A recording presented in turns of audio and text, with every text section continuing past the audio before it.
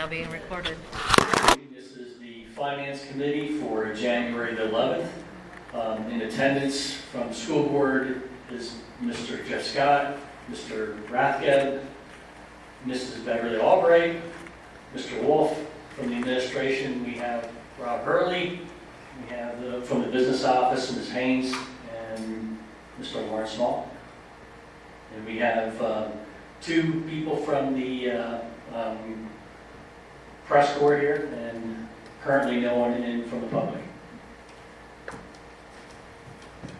All right, since our agenda is pretty simple, it's the budget only. So Mr. Small, if you would like to take us through the work. Okay. The reason we're here tonight is to look at the preliminary budget for 18-19, and according to Act 1 of 2006, we're required to, by the 25th of January, or 110 days prior to the primary election, adopt a resolution saying we will not exceed the index and or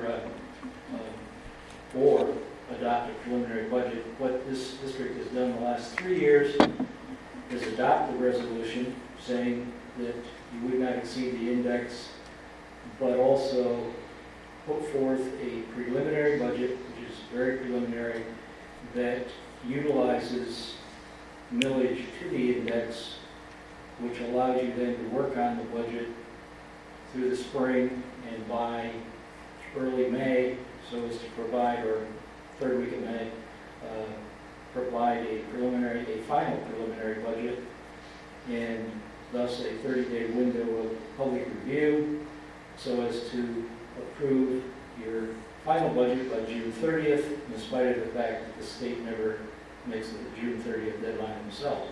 So that's our intent tonight, to show you a preliminary budget, what's been happening thus far.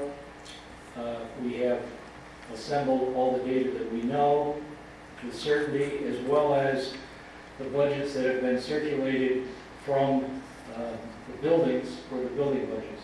Keep in mind the building budget's a very small part of the budget, but nevertheless, I would like to, I'd say that he wasn't here, so I'm going to say it because he is here, but Rob has been doing a terrific job working with the principals and trying to make, I'm going to call a realistic budget, coming from the buildings, and it's not easy. As Mike Wolf says, it's like herding cats and dealing with the principals and their budgets. Am I correct, Rob? Anyway, Rob's going to speak later to the building budgets.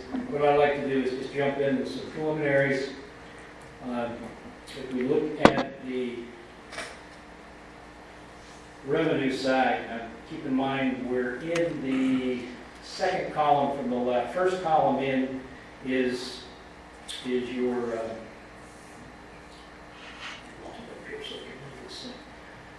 first column is the current year, 17-18. This is our best guess. At this point, where we'll be, but moving to the next column,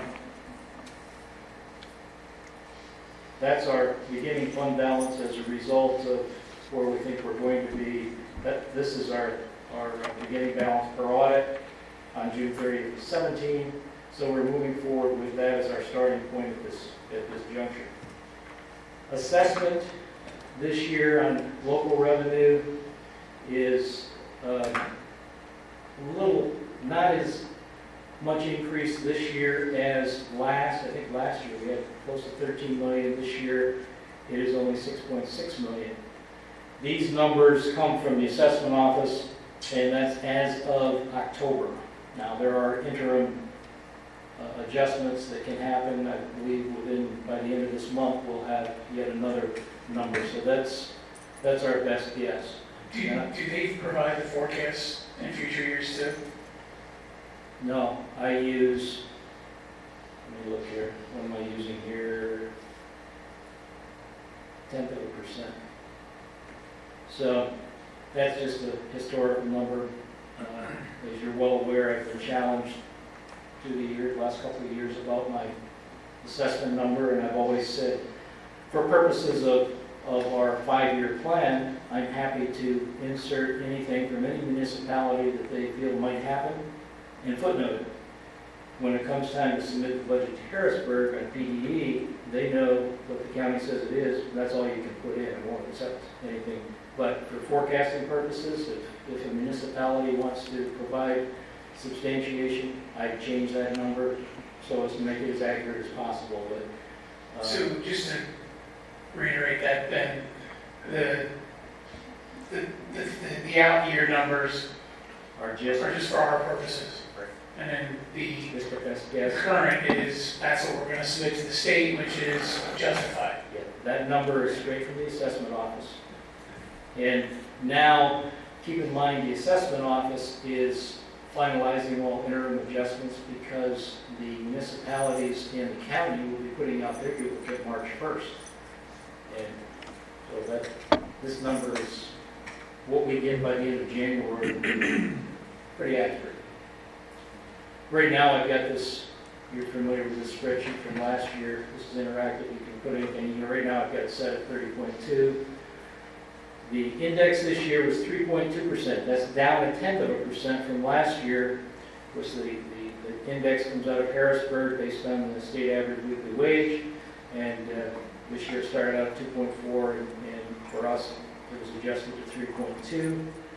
And if you went to the index, that would yield just a little over $1 million, about $1,034,000. Okay, moving down here, these numbers are basically historical. Best guess, we throw a factor in. Very, very fluid. Moving down to state revenue, basic ed, special ed, we, once again, we put a small increase in. We have no idea until the state adopts their budget. They'll put out preliminary numbers. We'll have those by mid-February, but they're subject to the final approval in Harrisburg. Next line is blank. If you recall last year, this is a special ed contingency funding that we had been receiving $150,000 a year on, based on extraordinary, I should say, special ed billings and services provided.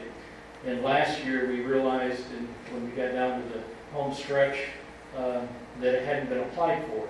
This was the end of April at our budget meeting, we discussed this. So I made sure this year, when the window of opportunity was, and contacted Rob and said, hey, make sure this happens. And we're being told now that the student that really generated, correct me if I'm wrong, Rob, but the student that generated the numbers of the services that were provided to that student is no longer with us. That's my understanding, yes. So, if we applied for it based on past reasons, it has to be on your current expenditures. so it's literally, you have to justify Yes, yes, specific you have to submit copies of the individuals billings. to qualify for You it. can't just say, hey, we think we're gonna have it. It has to be, in the window of opportunity, goes from November to the 5th of January, so it's done for this year, but unless another year, another student might come into the district that has those types of billings. So as a result, we zeroed this out. Block grant, as far as we know, that's stable the way it is. That's the old accountability block grant. Gaming revenue has been virtually unchanged as long as it's been in place, in spite of the fact they said it would increase through the years as more venues came online. It never changes. Transportation subsidy, of course, is driven out, so we've given a little increase there because of the increased transportation costs. Debt service subsidy is driven wholly by the bond payments. And that's your Social Security and retirement, which is driven out by your payroll expenditures, your wages. And other state revenue is passed through, some through the IU, just miscellaneous. Federal revenue is flatlined. Lauren? Yes. What do you have the PSERS at for percentage? I'll get to it. Then just as we move down here, the next block with the expenditures. The the actual reimbursement we adjusted, so we no longer say we're gonna get 50%, we get more. My formula, if you look at it there, is I divide by 2 and multiply by 80% because I know it's a little higher. I'm sorry, you were right on things. That's what we've done. Yeah, that's where you were heading. Yes. That audit adjustment that you see. Yeah, no, that's what we're forecasting now. We take our payroll, divide by 2, and add 8%. Okay, so that's state revenue. Federal revenue, Rob oversees that. We flatline it. We never know where that's going to go, but that's the number we're using. If we get more, great, but we have no real way of knowing. Okay, that's the revenue side. So as we move down here, this up a little bit so it's easier to see. Salaries. 18-19 is the last year of the current professional contract, which enabled them to move on step and column. First 2 years, you recall, was frozen. Third year was a $500 increase in all cells in the grid. This year, the $500 stays, but they are allowed to move on step. The column movement thus far is in the neighborhood of 50,000 that we're forecasting as a result of course completions. So all of that is factored in. Moving forward across here, I flatlined it because until I get board action making any adjustments to any of the other contracts, in 1920, you'd be in the first year, outline year from the teacher's contract, but June 30th of 18, for the 18-19 year, we also have Act 93 as well as support staff as well as confidential. So there's a little wiggle room in there, but once again, those numbers aren't as great as they were before we outsourced. So Is there any reason why we wouldn't include some type of increase in the salaries? it's a small increase. Oh, going across? Yeah.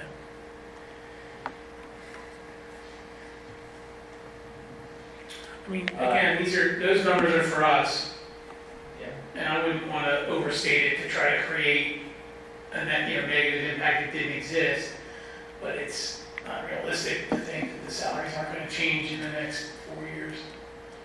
I don't disagree. Keep in mind that what I have done in the past, I haven't done in the recent past, I post this on the website.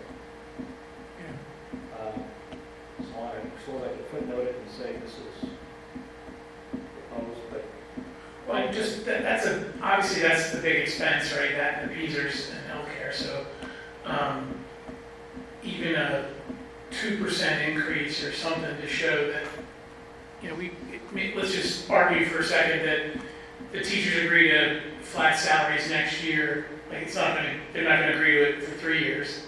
So let's assume that if we go 2%, I'm just throwing the number out, but let's say it's 2% year over year, maybe the 2% isn't realistic in year 1, but then in year 2, we're going to catch up anyway because the raise is really going to be more like 4 or 5%, whatever it is. So I just feel like not having anything in there is probably shortchanging the expense. I don't know how the rest of you guys feel. That's my opinion. just as a point of interest, I ran 4 years out from the 1920 year in a what-if scenario of the teacher's grid saying, with the current population of 243 teachers and the current matrix, Yeah. the step increase average over those 4 years is $600,000 a year. That's just a step increase. The same as the move they're allowed to make this year. Yeah. Well, and then 50,000 or whatever in Column, horizontal movement. yeah. So I mean, you could add 50,000. That would be probably a conservative number. And again, we can debate what the number is. I guess the first question is, do you guys agree we should do something, or are you comfortable leaving it?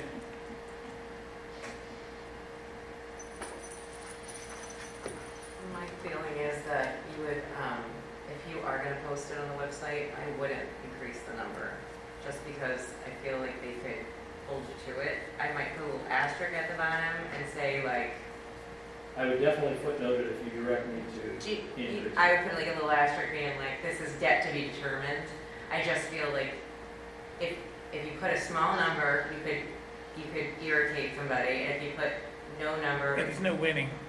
right, but I just don't want to be locked in because no one, I mean, I'm not on that committee, but whoever negotiates that, you don't want to No, start something that hasn't. you'll be part of the decision, so don't worry, you'll be involved. But yeah, I get it. No, I'm just saying. I get what you're saying. It makes sense. Oh, they're not going to give me more than 2%. It could be, but I would footnote it and say this may go up according to negotiation. Well, yeah, Or this will it's fluctuate. not going to There go you down, Fluctuate. but Well, it goes down. If it goes down, I'm It's no going teachers. to walk. I mean, this is the what? So obviously my microphone, huh? Done, try again. Check, test, 1, 2, How do you 3. know he's 13? Just tell me.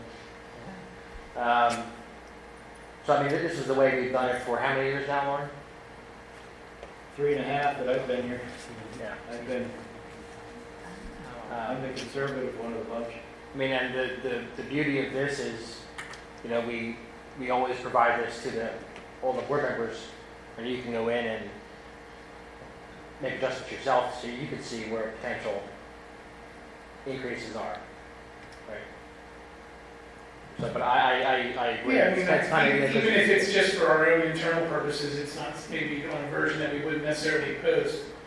It'd be good to have something so that everyone feels like they're getting a realistic view. But we can leave it alone. It's just a question. To get your opinions on it. Yeah, I'm kind of on the fence with it, because you want to, it's a 5 years, so you want to have a projection. I mean, that's what the idea is to have a projection out of what you think will happen. But for that, you could be grossly understating it. So with the you can see the numbers at the bottom, what they are without any increase, and that, I think we just footnote it, in my opinion, just put a footnote up there and sell 60, saying change pending additional labor contracts, because they're all going to be impacting that number. Because not adjusting the salaries also shortchanges the retirement expense. It really compounds itself when you start adding steps, columns, and increases. I'm with you. That's why I say like, even just something to give it a directional bump to give everybody a flavor of, because it then trickles down to the retirement, which is also shortchanged. And then, I don't want to get into the discussion with all the other board members on, let's not forget, the salaries are going to go up, the P's are going to go up, so we're up or down, and I'd rather just throw a low number in there just to show an increase, and then just to give everybody a sense of, but again, it's not overly important. I just think it's some perspective that might be helpful. Yeah, we discussed last year, with the Birdsboro Power, the Scour property, which is Boyers and Birdsboro, both of them are tax exempt for a while. Mr. Small may know exactly, but they progressed out of their tax exempt status, and we were trying to come up with what at the end of the rainbow, what would be Birdsboro Power's contribution to the tax base, and we had been in the meetings where we had representatives from Borough Council come and say, well, it's going to be close to $1 million. And come to find out that the Calpine plant on 61, which is a larger footprint, higher capacity, generating capacity, pays a fraction of that, because they went ahead and appealed their tax status, and we got much lower ratings. So it got to the point where it wasn't even worth putting in the spreadsheet. Yeah, I remember that. All right. Okay, moving on, healthcare. We received word from from the consortium that we should be budgeting 12% increase. Keep in mind, they always give us a high number, but Kathleen, That's even higher than usual, though, right? now, this past year, I think they started at 9 and ended up 2.5 or something. The majority of the people at the consortium are using 8%. So I factored in the 12 based on the email that came, so there's plenty of wiggle room in that. But sooner or later, structured the way that plan is, with a couple of catastrophic losses, they'll probably hang tough with the high number that they gave us in the fall. So just so that you understand, that is a 12% right now. Retirement this year is at 33.43. This is straight from Teaser's first week of December. And you can see that we don't have much of an increase moving across here. And all the way out on our final year, it's 36%. So they're not helping us out much yet, despite of their promises that it was either going to plateau or reduce. Around 32%. Yeah. So it keeps climbing. So that's where we're at on PCERS. Of course, FICA is what it is. And the other benefits are pretty much stable. I'm going to we're now into the area primarily, well, I'll jump down, now I'll wait till Rob. Rob is going to, Lauren, can I, Yeah. did Amity come with any numbers for the Dollar General as well as the new auto parts store? I'm guessing that we'll probably see that in this next interim report. Dollar General is in construction. Yep. Bill. And I think they're broken ground now on the auto parts store as well. Well, the day I met, this is a year and a half ago, when I met with the assessment office regarding the potential of increases in Birdsboro, until the final occupancy is made on these projects, not much happens with the assessment until they actually have their occupancy permit, and then they say, okay, and then they put the number up there. So I can check and get you an answer, but I'm fairly certain. Did we ever make any progress on the assessment of the properties over in Birdsboro? Is that Main Street? On the appeal? No, on the properties that had been approved by Mosero. Oh, I'll find out. I don't recall seeing any. Most of the changes that we have seen have been simply transfers, mostly real estate transfers. And some of them took a nice increase. That's what helped us last year, the large year. But I'll find out. Okay. My other, are we including any more money from Portnoy, or is that kind of? Kathleen, delinquent tax on the revenue side. A lot of that is replacement dollars for what the county would have been doing. Yeah, it's the Just same. We're getting it sooner than We're Faster? just getting it sooner, Yeah. that's all. Okay. Okay, once again, Rob's been doing a super job, and this is a preliminary budget. We simply need to get something in place so that we can satisfy Act 1, but Rob's a work in progress with what he's doing with buildings, so most of the going down through here is related to the buildings. So Rob, if you want to jump in, this is the package that says budget presentation on it, and it jumps into, starts with Amity Elementary, and Rob wants to speak to that part of it. Yeah, I'll highlight a few things for you in the building budgets that are noteworthy, and some, in particular, I'll look at some areas where there were some significant increases, so I can add some color for you as to why they're there when you talk about the larger dollar amounts. For example, if we'll start off with in Amity themselves, there is over, if you go to where Kathleen has budget to budget, Kathleen and Lauren there, you see an increase of about $50,000 in there. That's about a significant portion of that has to do with a replacement materials for our math series. We had a 6-year license with Go Math, and that license is expired. It's a consumable math series, so that has to be renewed. And so we're renewing that for 1 more year right now, and because we're currently doing some analysis in terms of whether that's going to be the best program going forward after that or not, depending on how our math results are doing and things like that, and feedback from our teachers and our parents in regards to that. So it is a consumable series. We do have to renew. That's a good chunk of that, why that's going up. The other piece, after speaking with Mr. Miller, he had been using a substantial amount of old paper for like photocopying and things like that. Basically, his supply has run out, according to Mr. Miller, and so he's also put in about an additional $12,000 or so for that. So that's what you're seeing with that big increase in that particular area. That's under supplies? Yeah, that's under supplies, because it's, right now, the way we're coding that is, it's not a new textbook series. It is a replacement, it's the same series, but we're ordering more materials for that particular series.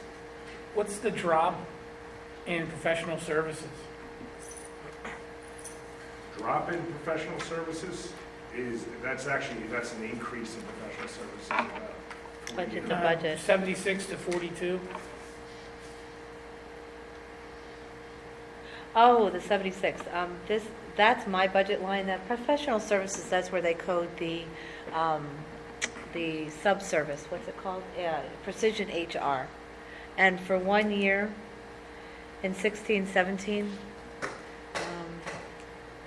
our accounts payable person has been changed, and things are going to get better Well, it was because it was coded wrong. previously. If you look at, so yeah, the if you big look change at, was the coding, not Yeah, so much there's a that coding the cost problem. was different. yeah, It moved and from one place it's to final. another. Huh? Get paid twice? No, well, one only knows. But no, we've gotten all refunded for all that too. So. It's just a coding thing. Some of it got slapped into there where it's short in other areas. Some other areas I'll highlight if you turn the page, if you go over to the Office of the Principal's account, Mr. Miller's requested a little more. For example, actually it's in his, one of his areas, he's up at 4150 in the one area.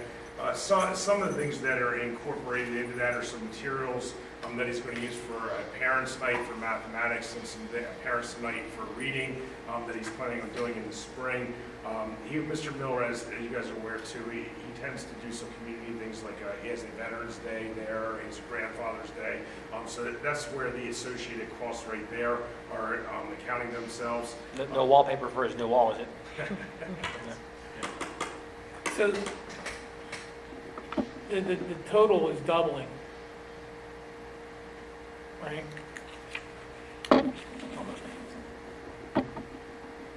It's about a $10,000 increase right there. Yes, that's correct.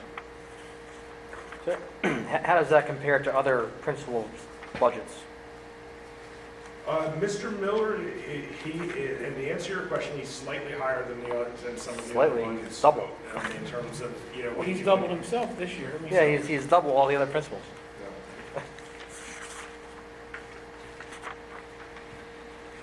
Mr. Miller's head's getting a little big over there. He asked for more than you want. More than you need.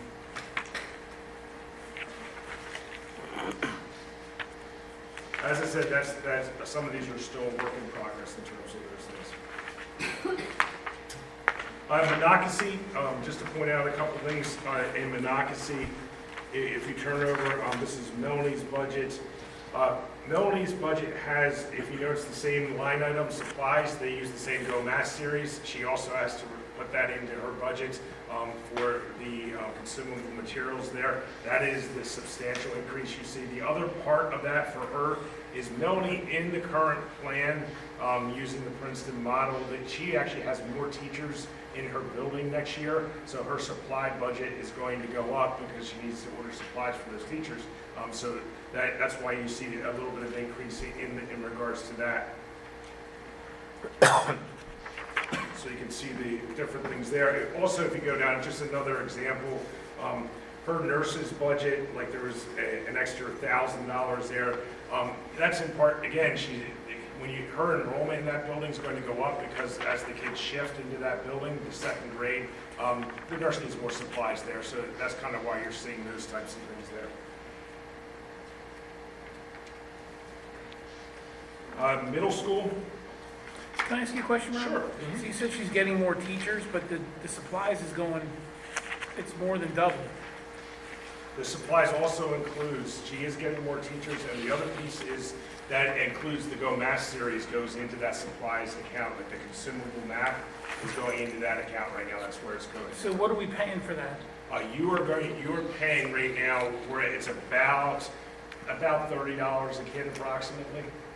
No, we have not, just so you know, but we haven't arm wrestled with the salesman yet. We're going to arm wrestle with them in terms of the prices on that, but that's a preliminary invoice that we have from them in regards to what the cost is going to be. That's the series we are currently using. That's just to continue. It's not new. That's where we are. We can They have- replace that next year. They have multiple colored workbooks per kid, like in full color. It is. It's very expensive. If we go over and, let's see, So, and I can show you the invoice from the guy too. if you want to look at it. no, it just seems like $30 a kid. That's expensive. That's very expensive. And that's Well, but that's preliminary. just for the, I Yeah. mean, $30 a kid for the whole district would be $100,000. Yep. The textbooks are extremely So expensive. this is just Amity and Yeah, Montgomery. we also have, just so you know, when we turn over and go to our middle school, now, Go Math is not used throughout the entire middle school. It's used in 6th grade and Go Math in one of the 7th grade courses. So she doesn't have an entire replacement for that, but she does, it also. I'm just saying that between the two schools, it's going up $100,000, which is basically enough to cover Go Math for the entire school district, which we're obviously not using it. So there's got to be a significant increase in something else that's not part of that Go Math piece. For Melanie, she has teachers in the supplies budget also. Yeah, I mean, how many more teachers is she going to have? She 3? has 4 more teachers she's going to get. But 4 more teachers isn't going to help double the supply budget. I think it's more than doubling. Are you talking going from the 40 to the 95? Yeah, Is that where you are? I yeah. just want to make sure we're in the same place. So it's $50,000 an increase for both Amity and Monocacy. They're both going up I'll get some more color. 50, actually 55,000 for Monocacy 30, and 50, so 105,000. It's, I mean, I can't imagine that Let me drill down a little further. Get some half of that color is, from Melanie. that just seems like I mean, that could be another teacher, right? Like, Jeff, I'll be happy to drill down and get. yeah, more I just, color. like Fair I said, question. I get the Go Math thing. I mean, that is what it is, but Fair question. Um, Over in the middle school, Rob, do you know, do they allot money per teacher? to answer your question, budgeting is done a little bit differently. It's a site-based model in regards to how they do that, so it really does tend to go principal to principal. Like, for example, at the high school, one of the ways they do it is he tends to target 2 departments per year, and they rotate, they tend to get the majority, when I say majority of the funds, and then they rotate and allocate that type of thing that way at the high school. Some do it by teams, like, for example, at your middle school, and so it really is a site-based model within that and how they're allocating the money. I do know this, they do take requests from teachers, they are to vet those requests, obviously, and then they brings this stuff to us, and then we start, this is preliminary right now, we start drilling down and finding out exactly what do we need, what can we do, what's a need, what's a want, you know what I mean? Okay. And that's kind of how we go through that. So it's not like a specific amount that they can just buy whatever? Generally speaking, it's not, no.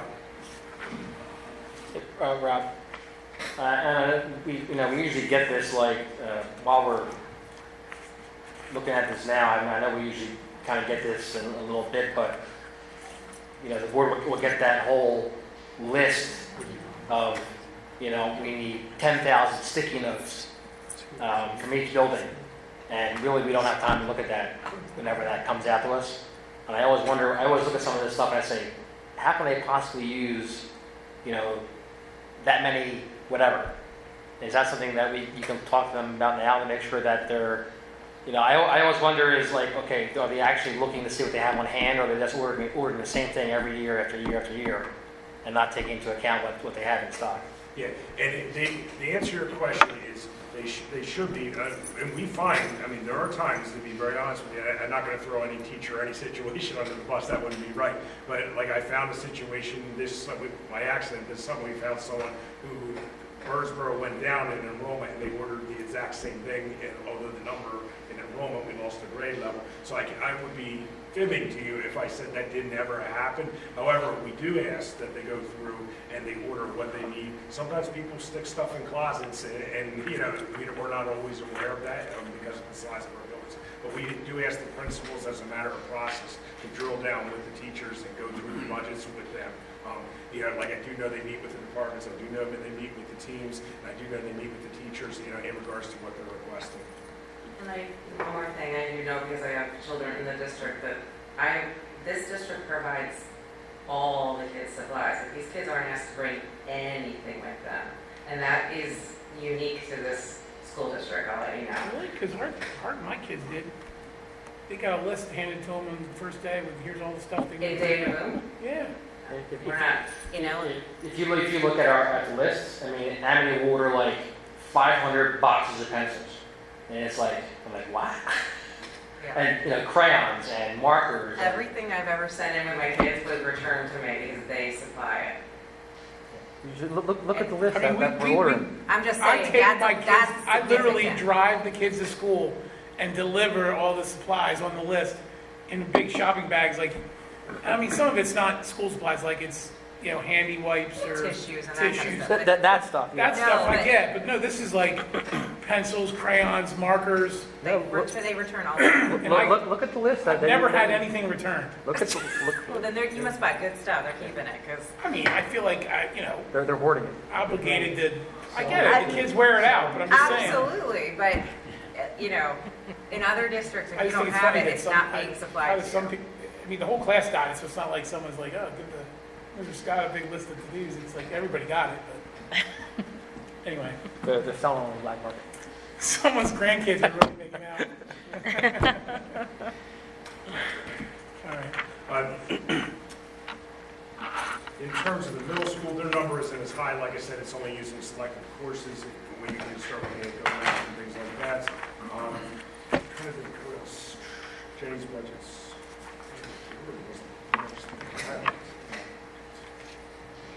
If you take a look through the middle school, it's pretty tight there. You can see that.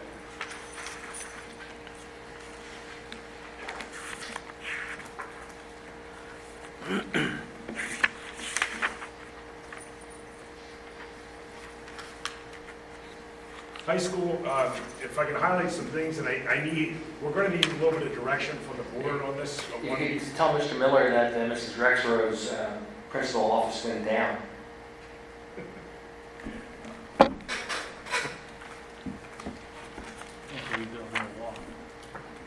There's the band uniforms. That's where we're going to need some direction Right. from. That's a big line item, which drastically affects the high school's budget, as you can see. The high school's budget, you know, obviously, my math's correct here, went down a little bit. If you take out the band uniforms, with the band uniforms, it goes up. In terms of, is that a direction the board would like us to go? Is that something we want to do partially? Well, those band uniforms are at the end of their life. I mean, Yeah, it's How old are they? They're like 12, 14 years old. Okay. yeah. And I assume that, is that calculating in what boosters is contributing, Mike, do you know? I know the boost, I don't think they're There's contributing some- towards uniforms. there's some controversy there, I'm not gonna get into it. But the booster did commit to contributing an amount of money, just not what Mr. Wolf told Mr. McKnight they were gonna contribute. I'll just leave it there. But those, I mean, there's some of them are starting to come apart. we committed for the extracurricular activities, the sports would get, rotated every couple of years. Obviously, band uniforms, they're gonna have a much longer lifespan, but the principle's still the same, so. I mean, it's a big line item, but in fairness, those things are past their usable lifespan. And that's, do you know how many that's ordering, Rob?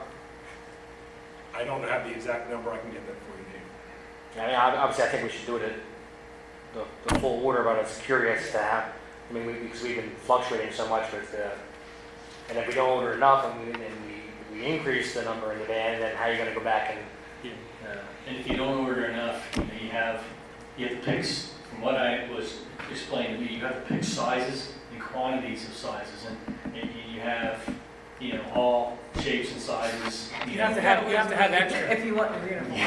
You have to have extra. Yeah, you have to have extra. Yeah. I mean, it is what it is, right? I mean, it's been zero. There's no other expense in there so you can see it's been a while. And so I think these are, my daughter graduated in 2008, and that was when these were purchased. It was just before that. Because they had those wool ones that we donated. So I think she got 1 or 2 years into it, so 2006, so yeah, they're like 11 years old, 12 years old. maybe if we can confirm with the boosters what the actual commitment is then. I'll be honest with you, I don't think it should matter. Like, I feel like band uniforms should be a school expense, as much as I hate to spend that much money. Like, in my mind, and this, maybe I'm alone, but I feel like the boosters should be responsible for enhancing the program, not keeping it afloat. Like, they're gonna have to, my understanding is like the truck's gonna need some work, they're gonna help with that. There's additional fees that's not budgeted for events and travel expenses and all that sort of stuff that they're paying for. Repairs for instruments and actually buying instruments, they're paying for. So I mean, given the fact that like we don't expect all the sports teams to pay for their own uniforms, even the boosters, as much as they donate quite a bit of money. I mean, these guys haven't asked for uniforms in years. Like, I don't know. I know they've been saving some money, and this was coming. We've saved for many years, and we finally bought the big box truck, donated that to the district. Yeah. And they bought the old snack shack down there at the high school football field, because the sports boosters didn't have enough money, so they fronted their money and Yeah, they pay it back. But so they're pretty good about fundraising and keeping it limited. But yeah, this is a big price tag. Obviously, it's a lot different. I just feel like a shed. if the boosters are willing to contribute, that's great, but like in my mind, I don't think we should, like that shouldn't be part of the decision as to whether or not we approve it or not. What other sports do the kids pay for their uniforms? Cheer, is that it? Well, it used to be all the sports did until last year, or until this current year. School hasn't paid for any uniforms for several years. But we changed that for this current year's budget. Yeah, the cheerleading uniforms, we won't even go there because you and I both know what. You want, yeah, shall we go there? No. It's not. Um, Okay, Yeah, so, No, but do the football players pay for their uniforms? they used to, but they used to do the fundraising for the uniforms. Okay. The past several years, the only thing the school paid for was coaches and transportation. Okay. That changed this year where we've now agreed that the school should pay for sports uniforms, and they're now starting with a rotational basis. Okay. In exchange for cutting back on some of the fundraising that they were doing as well. They also get uniforms much more frequently. Oh, and they wear out more. I'm not even They're comparing. on a 5-year schedule. I think it's either 4 or 5 year schedule. So you buy this year for basketball, then they're supposed to last 4. Yeah. And then those uniforms should go down to the middle school, I think,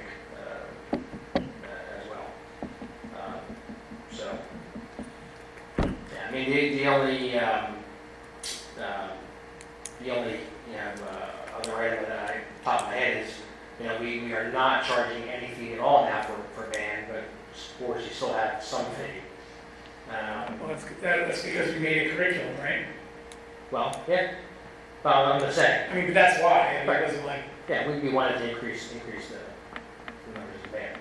I was saying, if you want to look at apples to apples, No, I'm with you. sports you still pay, and the number of band fundraisers seems to have, I mean, they're still knocking left and right. There's a fundraiser every other. But yeah, I mean, I agree that the school should at least pay for the lion's share of these uniforms. So.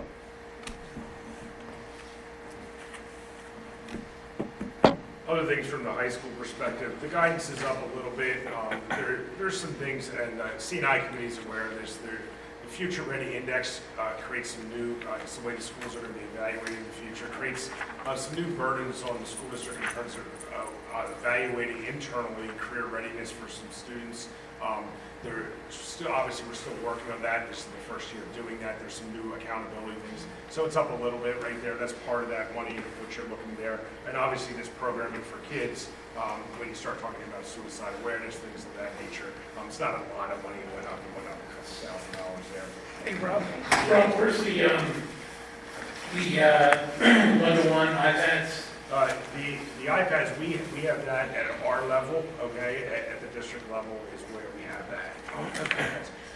So- And we're still on track for that? What's that? We are on track for it. His budget is for it, and we're moving forward. Okay, great.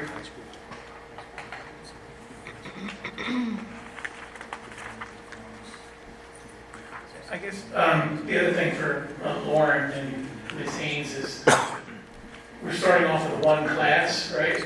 And then each year we'll add a class.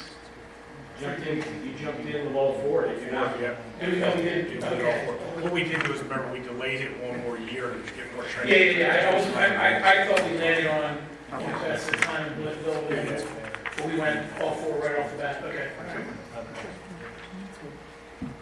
If you go over to the next page, I would like to highlight one thing, and just so you can see where that's coming from. I can certainly work this number a little bit here. It's very preliminary, but I want to make you aware of, if you go down to central office and curriculum, if you would, in the 600s, you can see there's a pretty good jump there. I need to make you aware of a need in the district what's that? Are you still in the high school? Facilities? No, I'm beyond high school. I moved over to the next page. Superintendent, central office, curriculum, things like that. Oh, the next page is facilities, Oh, Okay. I'm sorry, we don't have the same package. and that's okay. Yeah, that's why I asked you what page you I'm sorry, guys. He's going to skip right to the assistant, the superintendent. Do you have a spare red copy? Did I give you one? I have just the one I have. Okay. I have- Sorry, we're- That's the one he's going to go for. You guys all on that page now? Is that snacks for executive session? Yeah, that's exactly what it is. Okay. The supplies, Yeah, I want to $6,000 worth of Doritos. Hey, that number is in there right now. Let me explain what that's for. Here's where we are. We have a very significant need. It's K to 8 because we have our one-on-one at the high school. Our social studies text material is outdated significantly. We put it off. It's got to come at some point in time. I Security. mean, perhaps we could do it. I mean, we're trying to get this. We're trying to get all curriculum all written for this for next year. But perhaps if Not we need to cut education. it back a little bit, maybe we can do elementary first and then middle school or something of that nature. But that's where you're seeing that jump is. We have social studies textbooks are expensive, guys. I mean, it is what it is. They're ancient. That's for lack of a better word. We need to look at it and. I don't know what else to say except for that's what you're seeing that jump there. If not this year, it's going to be here. So we just have to look at when, not if we're going to do that type of thing. There's That's some the 600 items, the 600 supplies. 600. items? That's what you're seeing the big jump in that. 185 to 313. Yep. Yeah. What, is that K through 8 you said? Yeah, that's K through 8. That's what that's for. They have social studies books for kindergartners? What's that? Well, and bear with me here for a second. Oh, okay. No. And that's when I say K through 8, that's also materials that we look at, like, you know, Gotcha. yeah, so it's Okay. materials. That's a rough number, as I said right now, and it's preliminary in its nature. But I wanted to get that out in front of you just to let you know it's there. We have some very old materials. The estimate our principals give us is close to 20 years, so it's time to really start to look at those. I also do need to say, just so you guys know, we have, as we write our curriculum for this and we look at this, with our language arts series, there are some supplemental readings that potentially could help us there and drive down those costs. But until we get into that detail to that level, I'm not comfortable. I want to put a number in there so that you guys are at least aware that, hey, this is coming. If we need budget-wise and we have to do elementary first and then middle or something of that nature, we can work a little bit on that and when that's going to happen. But it's here and it's going to come, and I just want to make you guys aware of that because it's a major subject. It's not a small number. So. Yeah, it makes you seem like we should jump and go for iPads for middle school too. Yeah. Because it's, you know, you already paid for the iPads in just for that one textbook alone. Textbooks are, and one of the, can I add a little commentary to that? One of the interesting things when you start to talk about that is, first, the publishing companies are pushing districts in the direction of digital. They're not all there, you know what I mean? They're going there. They still want to charge them for the textbook even though it's digital. Yeah, so they're pushing people in districts in that direction. You know, but there still are plenty of hardcovers out there, but they're trying to push us in that direction. But that is what it is. Yeah, books and door hardware. That's the business we have. The advantage of the The digital list is endless. is like social sites, for example. At least they're updated. You know, like history changes obviously every year, and at least they're updated when it is digital. There are certainly some shortcomings in digital stuff, and but I mean, I was kind of half joking with that. You know, when do we look at like a cost driver like that and say, hey, you know, if we have a successful rollout at the high school, which I'm confident that we will, we learn lessons that we do, and then we apply that and start driving this down into the middle school and elementary schools, if that's even appropriate. I don't know, probably middle school is probably even a stretch. I mean, what do you think about that? Is there a long-term plan or vision for that? there's originally when we were first talking about it, we talked about going from middle school on up through the high school as a possibility.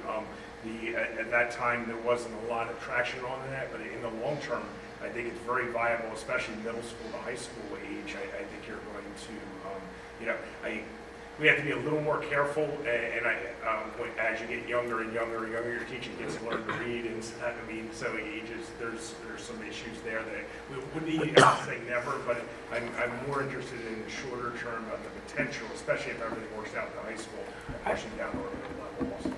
I mean, the Go Math is a digital tool. Kids log in from home either on an Again, iPad, phone, It's or, hybrid, yeah. yeah, so I mean, like, it's already started, whether we want to. So, in my mind, like, I don't know, I venture to guess that a ton of the kids in the elementary school have a device that's theirs.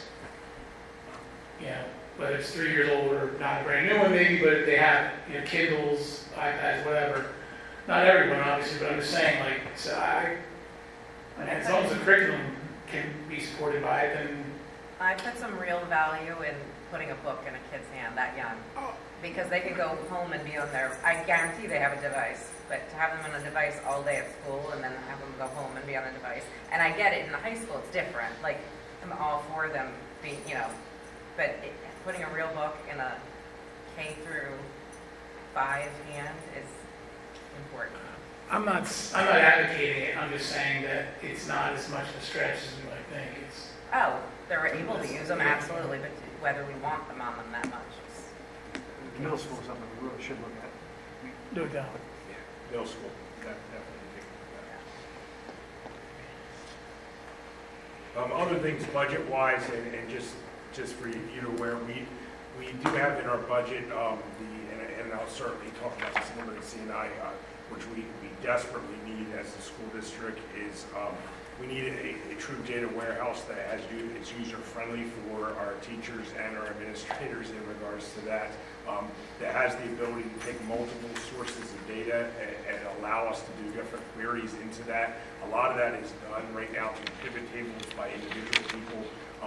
It's also tricky because when you look at multiple pieces of data that come in so many different formats, we have eSchool, which is a student information system. We have things that are dumped from the state, which come down in Excel, and you got to merge all of those things together. We have multiple assessments that we use and data points, like, for example, we have DIBELS, we have F&P assessments, we have Study Island assessments, we have PSSAs, Keystones, and then we also need to be able to track the interventions to see, is it having an effect on the student longitudinally as we go through. So that's also in there, along with what it will do. The software that we're currently looking at for this will also allow us, which is real good when we get to root cause analysis for problems, is if for example, we in the long term, as we get things up to where we think best practice is, if we find, for example, in standard 2-1A in language arts, we're not doing well on all of our standardized assessments, including our internal assessments that relate to that. What it will allow us to do ultimately is it'll allow us to, and I will color on this in the CNI, but it'll allow us to drill down into the curriculum itself and look at, okay, where are we teaching this particular standard? Right now, we got to eyeball it and do it by hand and find out how much time, it also has timelines, and how much time are we spending on this particular topic. And it helps you determine whether it's a curriculum issue, whether it's an instruction issue, or usually you get a combination of different things that cause that. But that kind of pinpoint analysis is things that is best practice and are happening in other districts. It will help us improve the education for students. But you'll see that also. So I just wanted to make you aware of that particular thing, and that's something that we do need as a district. We are doing extensive data analysis. I need to tell you though, it really depends on the skill level of the principal in terms of being able to work with pivot tables, things like that. And it also, it's not a user-friendly. Teachers are very busy designing teaching and instruction. It's not what goes back to them is usually very paper and pencil oriented, which is real difficult. We want to get to a system that will allow anyone to make the types of queries that they need in a user-friendly way, and also still give us the power to do deep dive analysis that we do at an administrative level. So that just making you aware of that. I'll talk about that more in CNI, and more color. I want to make you aware that we do have that in our overall budget. Also. Data warehouse is in the budget? What's that? Yeah. It's in the budget? That's in the Yes, it's in the budget. technology budget. I'll discuss the little points on that. Isn't that what you mentioned the other night? No, Forecast 5, that's another piece of it Okay. that does give them the same, some very high level things, and also gives the business office. And that was like, I think, Okay, this is 6,000 more for the for year. teachers. This is more for teaching and goes deeper into the curriculum side of things. Okay. That's in here, but not on this. I have that, I'll go, when we hit the technology budget, I'll Yeah, go. she has that. But I just, Hey, Rob, I which, apologize, I jumped a little bit. Oh, it's all right, you had the definition, so you need to go back. Which software did you guys, or have we decided yet? I will send out in CNI. I will show you the software itself, and I'll send it out to the whole board. Is this one of the new ones that the IU is using, or no? There are 185 different school districts that use the software that we're pinpointing in on right now. And I'll share you all the information with that. So just, Looking at I can show are we you. still on the business office preliminary? Oh, you want to go there, or do you want to where go? are we? We can start back at the facilities where we jumped, or you can go wherever you want to go. Back to Amity? Sorry, guys, I jumped, Kathleen. Oh, no, you're fine. Facilities is where we left off. It's right after the high school, goes right to facilities, right? Yep. Yep. All right, facilities, Casey increased some of the amounts per building based on the increased kids that'll be in each of the buildings. This is just all based on the assumption that, Birdsboro is going to be closing, so that's how we budgeted. Extermination fees have gone up considerably due to the lanternflies and how we'll have to treat them all next year. He did not reduce anything for this building or BEC because I'm not sure what was going on with the building. So he left those consistent with what they are right now. Can I, what is the, do we have a contract with Ehrlich, or what is? We have a contract because we signed that annually. That was on one of the August or If we don't have to July. bid for that, because Ehrlich is just darn expensive. I made a note for the facilities. I mean, I know we need to have a decent Yeah. sized company because they need to be properly, approved and they need clearances and all that jazz, but Mhm. I gotta think of somebody else besides Ehrlich that might be able to do it. That was a note we made last year. Is there, do they have to qualify for state rates? Is that like, Well, they have clearances, right? well, no, I mean, just when you buy through something through CoStarz, just saying. I mean, is there a state rate or something like that? I would think there would be. The big players should be, Should be, yeah. but I'll, I've never investigated it, but I will definitely look I think into it. we've had- I mean, it's been a couple of years that we talked about that We you did. wanted to go to something cheaper, but they were all basically at the Same level. because it was a level playing field, because they had to meet the state requirements. So maybe something's changed. All right, the next one is transportation. The contract, did you want to go? Can I just Oh, take a quick step back though? yeah, sure. So, I mean, I know you said the cases increasing because there are more kids in those schools, but if there's, what's the assumption that Birdsboro is closed? So I'm a little confused as to how that translates into additional money, 400,000.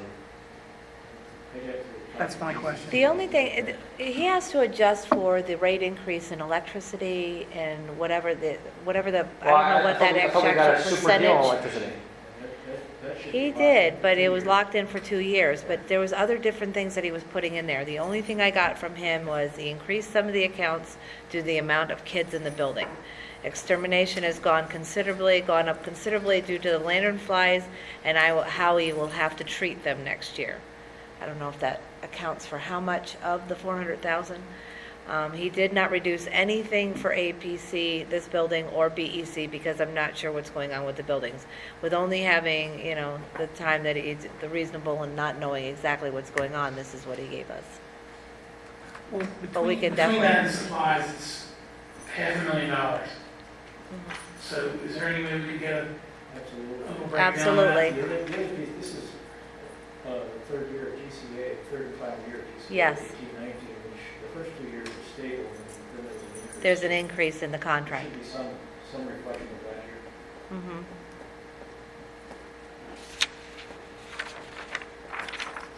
Now, transportation, did you want to touch on that? Only to say that the 5-year contract daily rate increases by 3.3% on average. This is the second year of 5. That's just the way that. Okay, well, but I still got to go back and ask. I kept hearing for a couple of years that we got our own software, we're going to find these amazing savings. I So think- that's not the case. Is that what? No, here again, this is preliminary. I met with Jeff tonight. They asked me a couple of questions this afternoon as it relates to tweaking some of the routes, and he came to me with some numbers tonight that would indicate that this is going to He's working on it. It's just getting him more into, he's been there, a year? Just about a year? will be in the spring. Yeah, so This is spring and spring. he's getting better and he's good with it. He's Okay. really good with it. All right, onward and upward to technology. Technology, of course, has its significant increase. Okay. All right, so Scott. substantial increase, the wireless system upgrade. Our current system has been at the end of life, meaning it's no longer supported, so it must be replaced. And with the addition of the iPads, this is critical. This is under professional services? Uh, Like, can we just Oh, go, it could be. can we just go through each line versus, like, summarizing so that we understand what the Is that right? Let me see if I can pull it up that way. He describes it in an overall. See, when you're doing a wireless service, you could have professional pieces to that, you could have supply pieces to that, and it might even be big enough that you have a capital item. What's your property?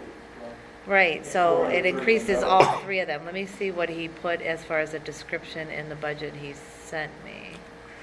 The dues and fees are going down by 5,000. Sweet.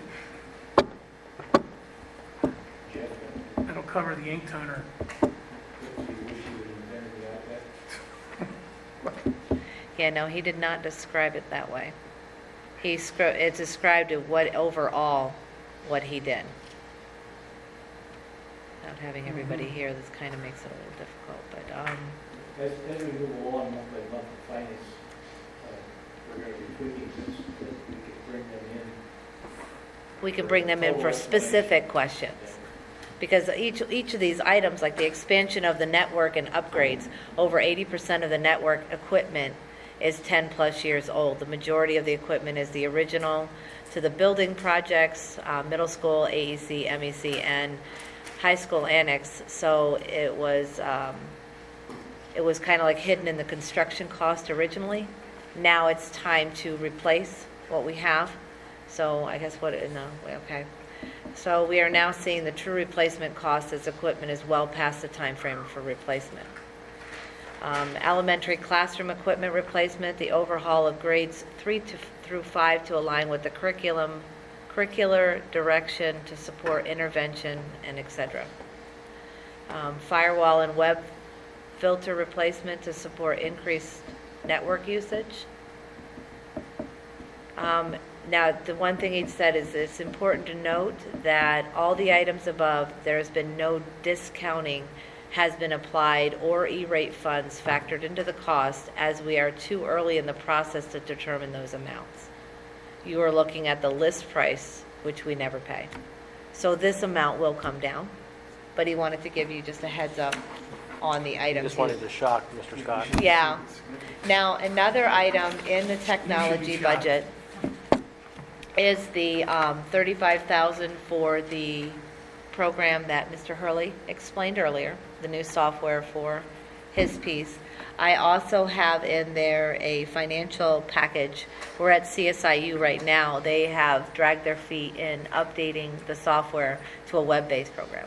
It's very cumbersome. It's time-consuming to utilize the data. So we've been looking at different packages, software packages. Sorry, for the data warehouse, is that something we're buying, that it's a perpetual license? The data warehouse? Well, I'm sorry, I didn't get the question. For the data warehouse, is that a perpetual license we're buying, and not a subscription, or? It is a subscription, it's a year after year, cost goes down a minuscule amount, like from 1 year, the first year is a little more set, it goes down to about 31,000 after that particular thing. I can send you over also, if you'd like to, I can send to you right now a copy of some of the different features of the software itself, and if you'd like to have that, I can shoot you an email to you. Well, I was just curious as to if we're gonna pay upfront and then just have support fees, or it sounds like it's 30 grand a year. That's that currently, and I haven't arm wrestled with the guy yet, again, on the price, and I always do before we end up signing with anyone or agreeing to anything. But he did not propose any model of that sort. I don't know if they offer that kind of pricing model, but it's a fair question to ask. I'd like to ask that question to see if that makes more sense, and so that we aren't paying it year after year after year. Great question. Okay, and the financial software I have in there that we did extensive research to pick one is Skyward. The initial cost is, for the first year, is $153,600. That goes down to about a $19,000, $20,000 over. He's got me priced out for about 5 years here. We're currently paying for CSIU between, I think it's like right around $14,000, $15,000. Once they do their web-based upgrade, it's very comparable, but we just don't know when. I've been here for 2 years. I tried to initiate it right when I started, and they're still not ready. So I don't know how long it's going to be till they're ready. And just as a side note, Skyward, I implemented the entire thing at Exeter. So very, very familiar with it. Worked with the salesperson, Ben Lind, and I think it was a very... We It's, use it in my district. which one? Springboard. Springford, yes. And yeah, I remember Springford. And they're also PASBO recommended. So is CSIU like not interested in their education business anymore? or They're what? not staying on top of it. They are not at all. They're losing a lot of customers. They initially, with their, way back in the DOS days, they were servicing districts. That's funny, I It was an excellent interviewed them, program. that's how I knew that. Trying to get a hold of it. They saw that on my resume, and that's why they interviewed me. But they have not, well, at one point, there was a lawsuit filed that they were a monopoly because they had so many school districts, and they were a school district in themselves, they were not you. And that kind of went away, but they simply have not stayed on top of it. They have not, it's very antiquated. When I have to pull data, This is the a old lot of my Sunrise. stuff is manual. A lot of the stuff, even putting in the budget. If you do one thing wrong, you're inputting that entire budget by hand. I did that last year. So I'm very familiar with doing it by hand. And I know Skyward being a web-based and the things, the capability that it has, the efficiencies that it would create. So we're going to have to do it eventually because the system we have just is too outdated and antiquated. So Now, this, would that be just for, administrative in terms of, or are you? it's all the talking way about through HR, to the, attendance and yes, grade books attendance, and- it goes, that's a whole You're doing- financial piece. So HR, benefit tracking, the attendance, everything to do with any, like when they access, you can go right online and access where your W-2 is, your Right, paychecks, yeah, all yeah. of that So stuff, you're that talking about the internal whole portal, system. that, the entire, that side of it. Okay. They decided to go with something, the other piece. They could have gone with the student side, but he went with a different program that better suits what they Okay. need. So we did kind of try to bring them together, but I know this one and I'm very familiar. You've used it. It's a very nice program, but the initial cost is $153,600. And he said that could come down. I didn't have to budget that high because there is a carryover piece, like 5,000 or 8,000 or something. So it's probably going to come right about, I budgeted 150 in the budget. And then year after year, the first year being 18,800, the second year 19,600, the third year 20,000, 21,000. So it's going to be, it's comparable with the CSIU once they actually decide to update it. But what you're getting out of it, the efficiencies it's creating is well worth it. Maybe I'm asking a bad question, but does all our past data get migrated over so we have access, or does that stay We with? pick how many years. Each year has, of course, a cost. So it brings in so many years. I can't remember how many it brings in, but then you decide, and then we actually store that in the warehouse where we can still find the data. We can still have, we'll have the data, whatever, in the CSIU that we can actually just look it up, but no changes made to it, of course. So that sounds like software that we're actually purchasing instead of a subscription. That's a purchase. I didn't want to do the subscription because actually the catch-up point, it was a lot better to do it this way than it was, and more cost-effective. That's fine. So I assume it's going to run on servers that we have somewhere, or we have Yeah, I servers? don't know if, we could do IS Corp, they run off the IS Corp they'll support it, or we can serve it. So depending, me and Scott have had a light conversation about that.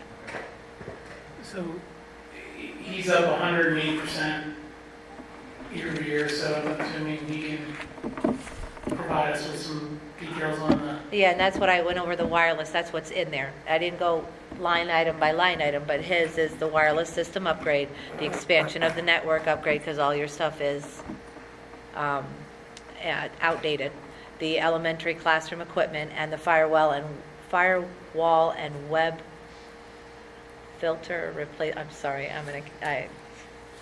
web filter replacement to support increased network usage, and that's based on the iPad. And also the iPad, the first lease payment of $105,000 is also in there. Because year after year, that's a 4-year lease, the $105,000 that we had discussed in prior meetings, for those of you that have been here. So I actually took 153 of it, and then there's 100 for the iPad, 35 for that program, the 6,000 or 5,000 for the Forecast 5 is in there. And of course, it's in discount, because I'm sure he's going to get better pricing. How much better? He does pretty good. And as far as where he accounts, where he does, If that's a list price for network equipment? that's list price. So he's definitely going to get better. And the aspect that in whatever vendors we're using, we could actually use the credit card. I don't You know. I guess we'll see, right? Yeah, what's the? Okay. Everybody's taking the approach of My only, worst case and then no. I just have a quick question about the Skyward. Who exactly is using that? Because you said Mr. Hurley's a different system? Yeah, it's not, they have the e-schools, basically, that's what they use now. Skyward, they have their own student side, but we wouldn't be switching the student side, we'd just be switching the financial side, HR, attendance, and all those pieces, not the Okay. student. You see what, that's where the, Okay, because I was like. I did both too over at many different Exeter. programs would be No, I just, that's. my office, anything to do with See, it's hard for me 'cause I personnel have all of it, is so all I into hope- me, is all me, I is got all you. me. So it's just you? Okay, Yes. Gotcha. Okay? Any other questions? $6 million increase in expenses, and he's 17% of that. For technology. And all of that has to be done this year. There's a lot of antiquated stuff sitting around. It's like textbooks being 21 years old. It's Yeah, the yeah, same well, concept. Kind of the same. Yeah, it's just at that useful life kind of thing, and then it's a determination of the board what they want to go with and what, based on their recommendations. And that doesn't include doing all those things in Birdsboro. He did not, nobody has included Birdsboro being open. That's a whole nother, Yeah, I'm just asking. yeah, that would be, That's just the schools that were, that's just the schools as that we were sit open. today. Yes.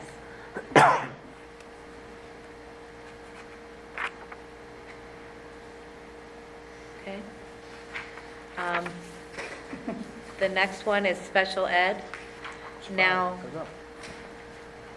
I work with Shelley on doing the pieces here. The problem with special ed is 1 year you could have no placements. 1 year you can have 5 placements. You know, you don't know who's going to move in and out of the district and who's going to need to. So you need to budget accordingly. Like you could see, we had a high year back in 15, 16, but then you turn around, it went up or down in 16, 17, and 17, 18. I budget accordingly if whatever I think based on the average going over, the average and the prices at the places that we use for placements and stuff. So that could come down the closer we get to see where we are as far as the students. I mean, I'm looking at it, I don't, the past numbers are nowhere near that 2.9 now. We got 2 million, 2,055,000, 2.15, 2.14, 1.9. There's also coding issues. The old coding issues, okay? There So- is, and it's getting straighter, but you can't, when you look So at the what actual what billing. was- If I pull the billing and I see the actual billing, not where it was coded, So what was being coded to a different code that's been fixed? Where's the negative $300,000 somewhere? In the aggregate, you're still up 600,000. No, but I mean, the coding issues means that, let's just say the real, It was in a different budget. you'd go flat year over year and keep it at 2.3. So 600,000 is miscoded. I think we need a real deeper analysis, because when I get the response that we can't apply for contingency funding because we don't have some of these high-cost placements, then The number shouldn't go up by that's okay, then if I'm gonna lose it on the revenue side, then show me the downside on the expense. I get the coding stuff, like, Yeah, but you're that's still constantly within the improving department. where the money's. constantly I get improving. that. We I are, totally we're get doing that. the best we can I right now. get that. That makes absolute sense to me. I'm just saying, like, it might be good in those scenarios to footnote, like, where that money came from, like that, this, you know, even if it's an estimate, like, hey, $500,000 came from, you know, And we this. talked about this drilling bucket. down just on special ed in general, just to see. Yeah, I mean, like, I wouldn't do it if it's like $3,000 or whatever. Like, No, but that's There's nickel and 500,000. dime stuff, but I mean, like, something like this, I would, Mhm. just so. And she may have a legitimate, knows something that we don't see here. So I think Yeah, We just need a little bit more explanation from her. Because I just based it on our conversations. I was over there for a little while. Athletics is athletics. They basically came down. Don't see anything that stuck out, red flag there.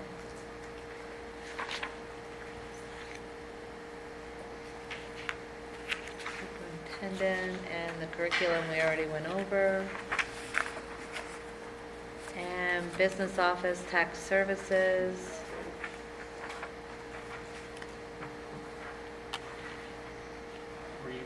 what page we have? We're on page 19, unless you had any other questions throughout. Could you just circle back one Sure.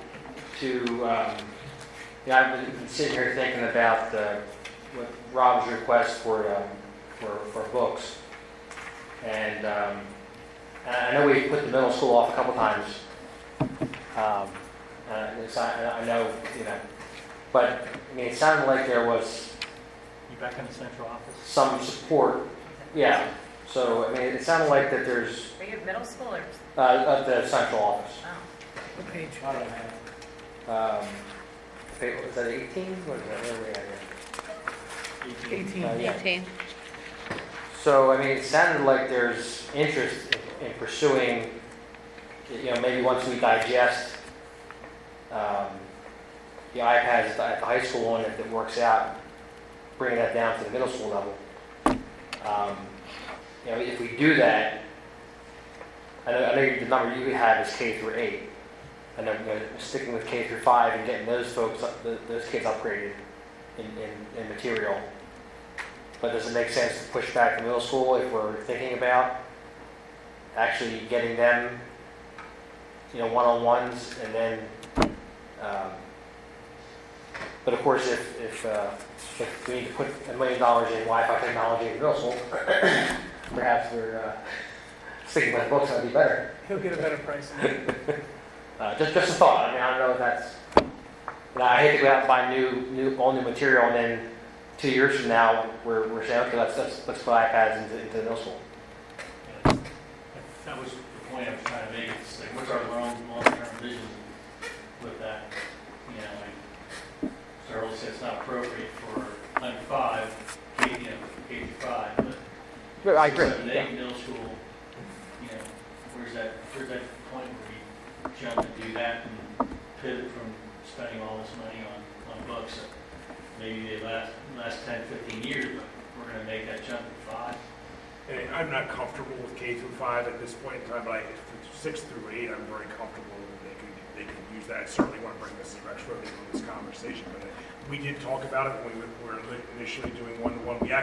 We even talked about starting at the middle school and then building the program up into the high school. We looked at some things there, and part of that reason was that the high schools, they had such a resource, outdated resources up there, like you were just saying there, and that's one of the reasons why we started at the high school and decided to go that way first before we did anything else. But if this goes well, we can certainly do that. I also understand what No you're saying. pressure, but, how long would it, to Mr. Rathkett's point, can we put off these purchases for middle school in lieu of coming up with a plan to move to the one-to-one? Instead of investing the money in the books, we invested the money to the one-to-one program. Is it too aggressive? And again, I want to consult with some of the other people who are on the ground and actually do the work every day, but I'd like to explore that, and I think there's a good chance that we could put off purchasing those books to give us, at the middle level, to give us time to try to explore that from a digital standpoint. I know, anecdotally, and I don't want to speak for everyone, but when you're taught, I know there's some interest among some of the teachers. I haven't spoken to all the teachers about, one-to-one at the middle school. I know there's some people taking a lot of courses on technology, integrating technology there. They're pretty good in terms of staff skill level with technology there. So I know there was some interest in that at that level for that type of thing. So you know, I'd like to, I'm willing to look at that very carefully to see that if we can pull that off for you guys to reduce that and go. It at least, you know, gives an idea of what it would take Yep. as far as the plan. Yep. Obviously, we want to roll it out successfully the same way, you know, we're doing with the high school, and let the teacher work with it, be comfortable with it, then roll it out. So if we delay it 2 more years, you know, I hate to, the books are really bad for 2 more years, but I hate to spend all the money to buy brand new books that we're just going to wind up selling to another school district when we get iPads. Fair enough. If we are thinking about that 2 years down the road, or however long it would take in the interim, if you just spent a little bit of money and either had interested staff work on new curriculum-ish stuff, you know, there's a lot of stuff online that they could bring in, or even like some lower price interim curriculum materials without buying books. Like there are things out there that you can buy to supplement what you're doing, to make, so that you're not totally forgotten for 2 years, but that you have, you know what I mean, something. I think that's reasonable. Do you know what I'm saying? I know Like exactly something what you're to saying. like, Throw them a bone. Is that? absolutely. But, I mean, if somebody told me I couldn't have new textbooks and mine were 20 years old, but you're like, hey, you know what? I mean, whether, I don't, you know, they're handing me, sorry, I hate this thing. So, I'm loud enough. That they could have something new and something a little more refreshing, or something, you know, to offer, or even move it in the way of technology, finding the websites. And do they all have smart boards or no? Most of a lot of the classrooms, I should say. in Okay, middle school but have- something that you could even, I know there's a lot of programs that you can purchase on there, and we're not talking like large licenses. It's just something to think about, and maybe there's a couple people that could spearhead that.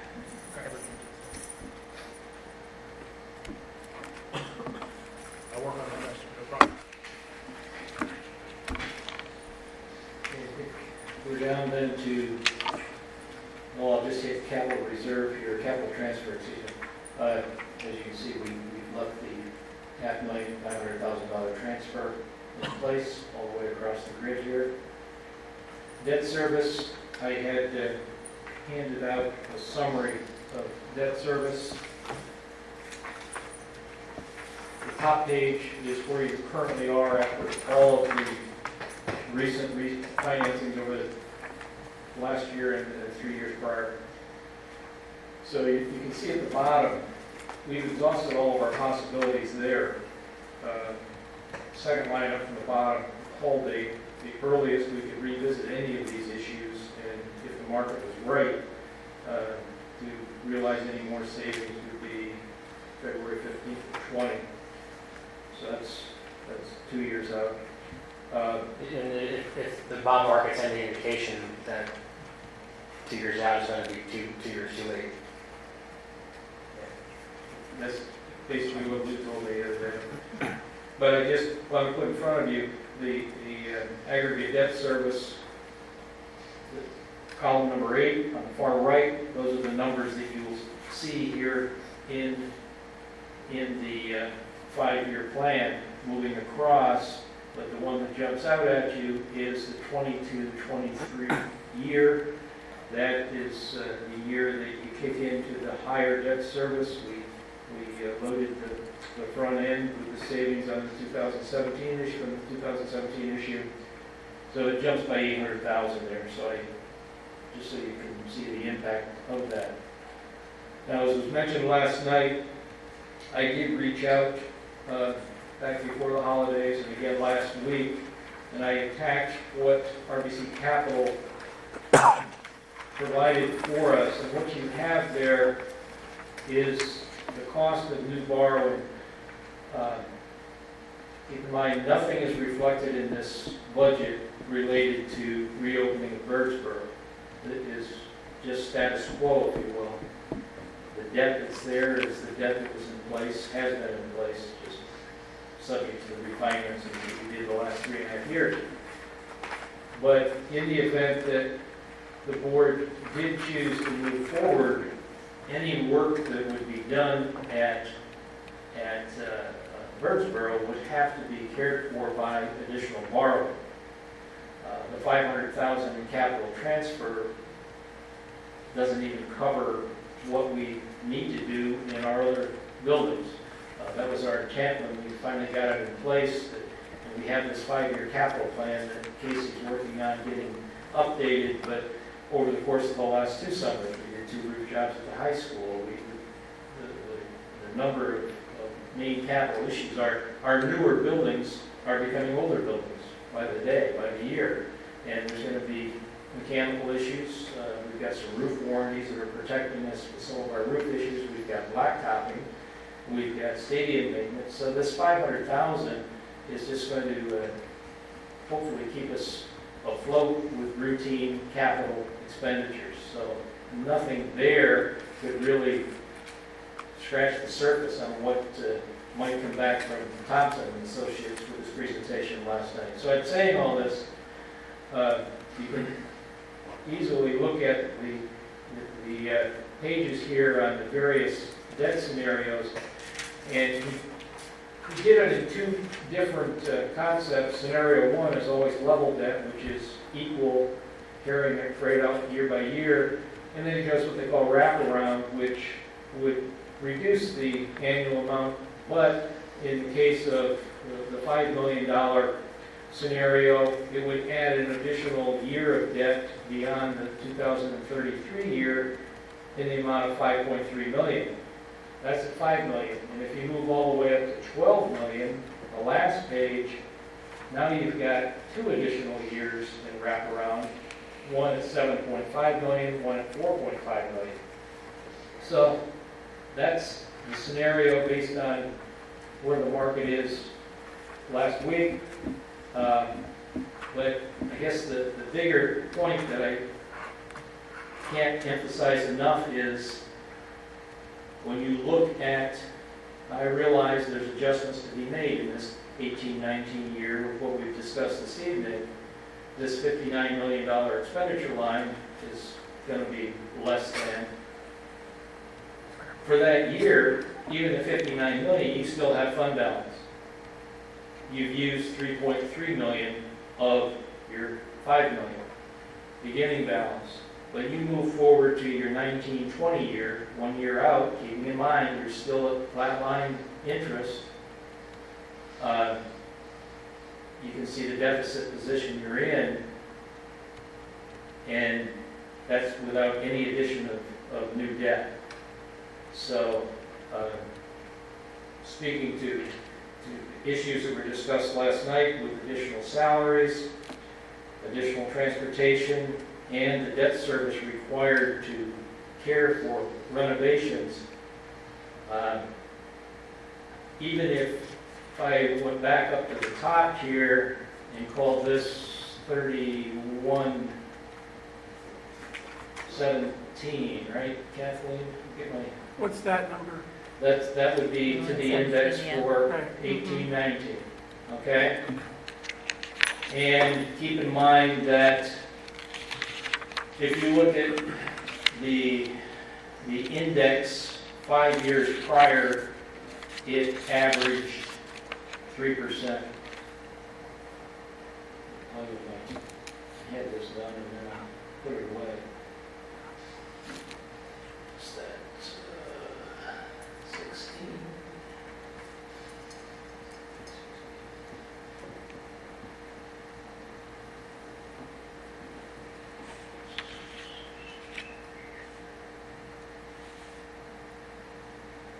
I'll be sending this out to you. You can play with all these numbers. While you're doing that, I just have a question, I'm sorry. Yeah, go ahead. The exception for Peasers, if we want to move forward with that, what would that amount be?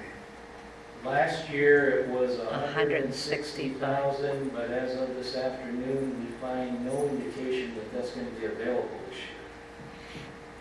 We're not sure yet. They say we're waiting March for an is answer. usually the day. March is usually when they come out with that window. So closer, I'm thinking February we'll start hearing, but nobody has any word on it yet. Because there was talk that they were going to eliminate it. Yep, Okay, I thought there were 2 exceptions, they were going to eliminate one. Well, there were 3, they already eliminated 2. had special ed, debt, and teachers. And they already eliminated special ed pretty much and debt.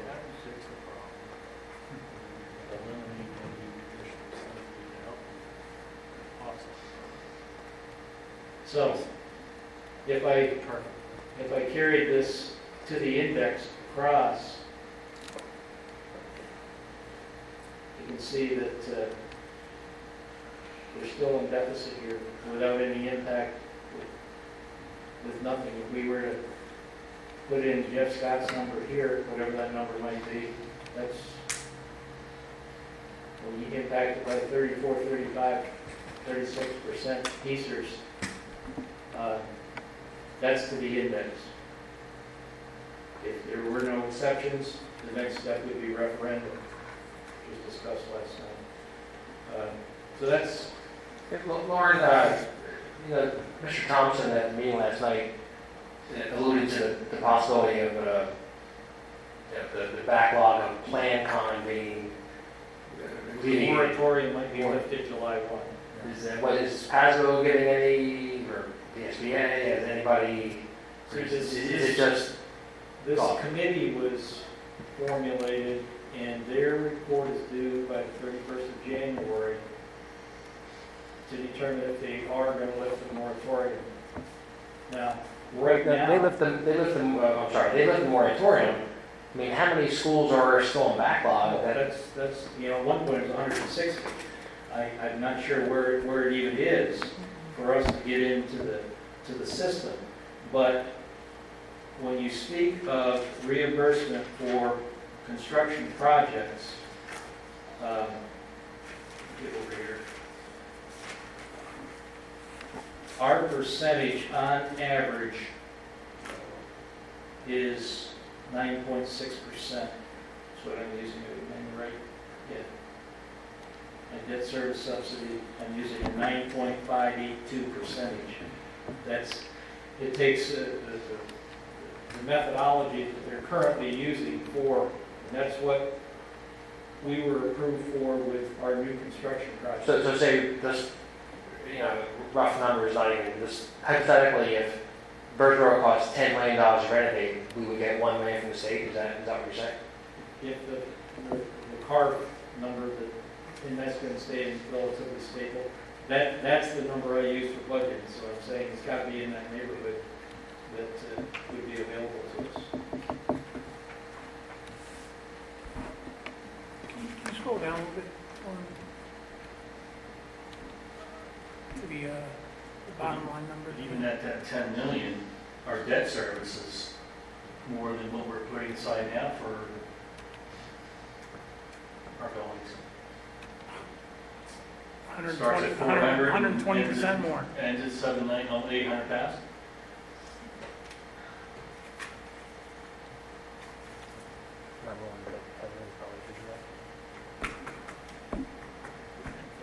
Well, over time, yeah.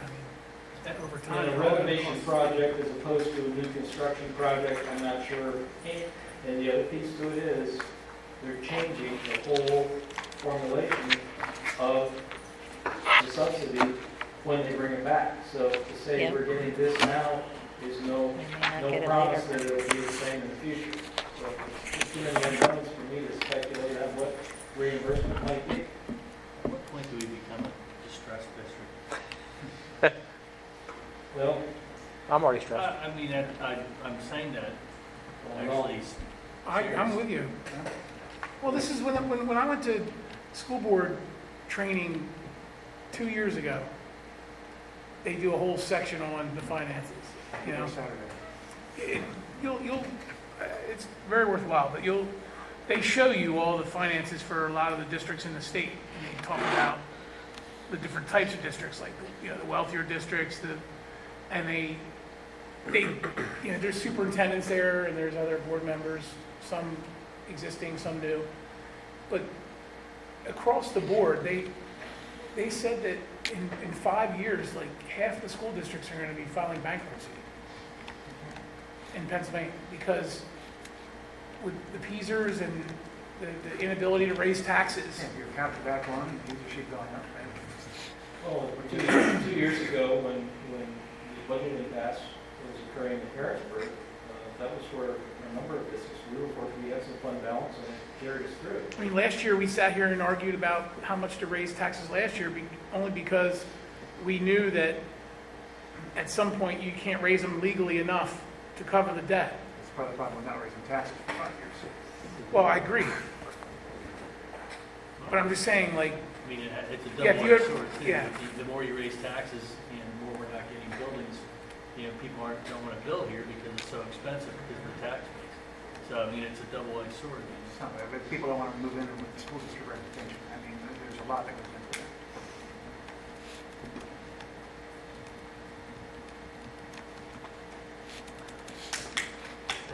Commercial, whole other story. we always end up right here. That's our problem. So now what?